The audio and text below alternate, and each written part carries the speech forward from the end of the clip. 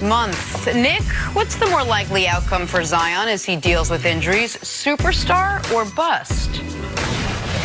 I am personally offended by this question, even though that is not on you, nor is it on our wonderful production staff. I am so concerned that the correct answer could be the latter rather than the former. And the only way this kid busts is injury, which is why I'm concerned. Now, the only way he busts, he is, if healthy, he's 20 points a game. And that, to me, that's not a bust. Like, now, if you consider, if you're the #1 overall pick and you don't make the Hall of Fame, I don't know about any of that. But this guy, this young man, we saw it in the preseason. You saw it at the highest levels of college basketball. In the world of the greatest athletes in the world, he is a 1%er of the 1%ers. And so it is concerning to me as someone who, bless you, makes his living and has gotten such an enormous part of the individual joy in my life outside of my family by watching superhuman athletes do superhuman things. It's not just that this guy is a great basketball player. It's that he's one of the special athletes. And that's one of the reasons I love the NBA. Like KD, for example, coming out of Texas, we knew he'd be amazing. Right. And his skill set was unique. And the fact that he's a 7-footer could do it. But he didn't, for me, give me the thrill watching that someone who looks like they can fly can. And that's what Zion can. And so I still would say superstar. But a knee injury before you play one NBA game is about the worst case scenario. And that's the track he's on, and I hate it. And he's had 3 knee injuries of varying degrees in the last year or so. 3 injuries with a bigger frame, with a knee that has to carry that bigger frame. There's some people around the league do think if he loses too much weight, he's no longer Zion. Like, part of what makes him so great is his size and his bulk, and he can go through and over and around people. I agree with that, by the way. Well, I see where they're coming from, but here's my thing. If he's already 285, if he loses 25 pounds and he's 260, you're still big and huge, especially when you're only 6'6", 6'7", so he still will have that power. I have some concerns, like you, obviously, everybody has to be concerned about his health. I have a few concerns about his game. You know, obviously he doesn't shoot it that well, mid-range or the 3. However, I'm going superstar. I like his personality. I like it. I think he'll work hard. I think he'll work on the elements of his game he's not that good at. And what he does best, we know, is attack the basket. And it is easier than ever to get to the rim in the NBA. Easier than ever. I mean, first of all, the floor is spread. You can't hand check anybody. And a lot of teams funnel you to the mid-range. They want to run you off the three-point line, so they're funneling you to the mid-range. And there are very few rim protectors. So you push this guy to the mid-range, and then he's going to be able to go over anybody at the rim. So I'm with you, Nick. And what I love about him is that he should be able to get you 20-some-odd points, 10 rebounds, without you really running a lot for him. Correct. So fast breaks, offensive rebounds, he should be able to get 14 again. Right. So you only need like 6 points in the half court to get to 20. And I think he's a plus defender.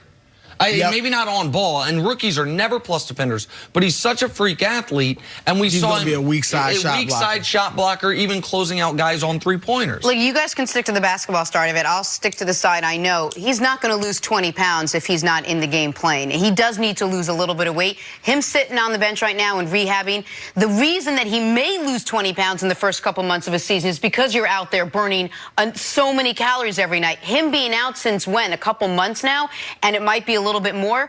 I think he's going to have gained weight before he goes back in. There's no way he's losing weight, especially not 20 pounds. Well, not right now, I agree with you, but he's going to need a concerted program that's not based on you playing in the games, but in the off season or whatever, where you, like Charles Barkley did it. You know, he said he lost 30 pounds, something like that. It wasn't in his first That's what year. He's going to need. Well, no, but it needs to be soon. No, I'm saying it needs to be soon, and I don't maybe in this off season or something. I don't know if it needs to be soon or not. What I do know is this.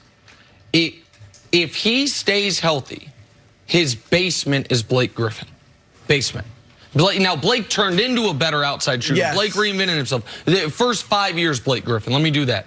good rebounder, good, decent defender, and amazing above the rim guy who, if you have the right team around and going to play at the right pace, can be dynamic.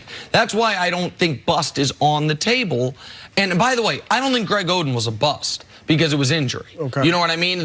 Who's the guy the Cavs took #1 overall? Anthony Bennett. Anthony Bennett. Sorry, Anthony. He's a bust. He just never worked out. But bust or not, I want Zion to be an all-timer. We get athletes like this once every 10 years if we're lucky. A meniscus injury before he plays his first game that now seems to be delayed in the return. To me, it's really concerning. And sports-wise, it's sad. And so I know it seems too dramatic, but I love watching. The weight loss was very dramatic. Yeah, I understand. I love watching these guys do things that they're the only people in the world who can do. There are some people that I've heard say, well, he should sit out the whole year. And my thing is this, look, at some point you have to play. Basketball I'm really getting tired, and it's not just basketball. I'm really getting tired of the sit them out, you know, because we're not winning this year. At some point, you got to play, and if a guy gets hurt, it just was in the car. Right, but you don't rush him No, back. don't rush him back. But if he's ready to play in January, healthy, go play. Regardless of where the Pelicans are. Yes, I mean, you got to play at some point. All right, we got to take a break. Coming up, why are the Chiefs giving the Patriots bulletin board material? That's next on First Things First. Please. Please. This holiday, we're talking about the Lakers, who seem to be making history on a nightly basis. The latest coming Sunday when Anthony Davis and LeBron James became the first Lakers teammates to combine for 70-plus points in consecutive games since Kobe and Shaq did it back in 2003. But LeBron shunned talk of the big picture greatness, saying, "I live too much in the moment." Broussard, will the 21-3 Lakers be an historically great team? Well, first of all, is this just a great start? I love LeBron's answer. That's exactly what you should say. Don't get too far ahead of yourself. Stay in the moment. One, because it's the politically right thing to say, and it's the right example for your team. But also, that's what they need to do. Don't get ahead of yourself. Look, obviously, they got to win the championship. I think they need to win about 66 games or more. They'll probably do that barring some type of major load management in the second half of the season. But I want to see more. And I picked the Lakers to win it all in the preseason. Obviously, you got to feel good about that pick. But I still want to see more. Number one, we've seen this before. The Bucks, heck, they're 21-3 too. Okay, the Boston Celtics a few years ago, Kyrie Irving's first year there, they started 22-4. We know Golden State over the course of a whole season went 73-9. What did they start 24-0 that year? Yes, under Luke Walton. Yep. And so we've seen great starts before. The key is to finish it, and that's what they have to do. So I as confident as I am in the Lakers winning this, I'm not as confident in them being the best team in the league as I was, say, in the KD, Steph, Golden State Warriors. Yeah. Who I just knew would win the championship. So I have to see more. They haven't had the toughest schedule. They're 5-3 against teams 500 or better. Great weekend, you know, when they beat Denver and Utah and even Portland. And superb road record. Yes. They've done it away from home something, because I think most people right now acknowledge Lakers and Bucks are the two best teams in the league, but a lot of people think the Clippers are the next best. The Clippers are and right the Clippers, there. Despite the win last night, have a losing record on the road. I have no interest, and neither should LeBron nor Anthony Davis, about some historically great team.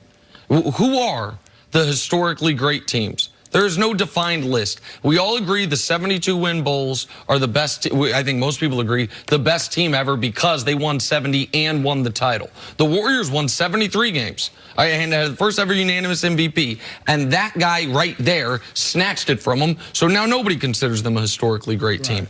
Because of the start they've gotten out to, they are in such a great position to achieve what should be their only regular season goal, the 1 seed in the West. I don't think they should chase. I think Milwaukee might win 68 games. I really do. I think Milwaukee, you said, is also 21-3. They've had a tougher schedule than the Lakers comparatively. And Giannis is trying to win a bunch of MVPs. Giannis is building his resume as we speak. The Lakers could go 39-19 the rest of the way, which is good, but not great. win 60 games. That's going to be enough for 60 wins will be enough for the 1 seed in the West this year. Everyone else has at least 7 losses already. What the